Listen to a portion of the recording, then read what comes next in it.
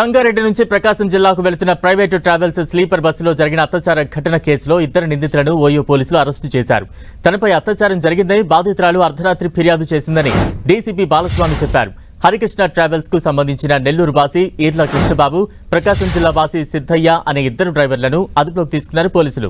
సంగారెడ్డి నుంచి వస్తుండగా చేగుంటలో భోజనం అనంతరం అక్కడి నుంచి బస్సును సిద్ధయ్య నడపగా కృష్ణబాబు అత్యాచారం చేశాడని పోలీసులు చెప్పారు. అత్యాచారానికి సిద్ధయ్య సహకరించడంతో ఇద్దరిని అరెస్టు చేసి రిమాండ్ చేశామన్నారు DCP Balaswamy.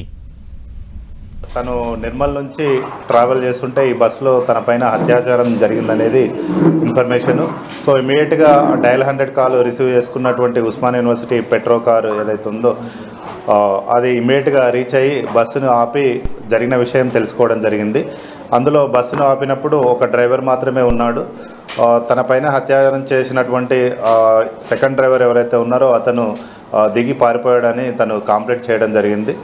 Based on that information పారిపోయినటువంటి అక్యూజ్ని కూడా మనము యాచారం లిమిట్స్లో నిన్న అరెస్ట్ చేయడం జరిగింది. యాచారం పోలీస్ స్టేషన్ లిమిట్స్లో కృష్ణబాబు కూడా తనతో మాటలు కలిపి తను సింగిల్ డాటర్తో ఉండడం వల్ల ఇద్దరికి పడుకోవడానికి ఇబ్బంది అవుతుందనే ఒక ఉద్దేశంతో వెనకాల 2 బెడ్ డబుల్ బెడ్ సీట్స్ ఏవైతే ఉన్నాయో అవి ఖాళీగా ఉన్నాయని చెప్పడం జరిగింది.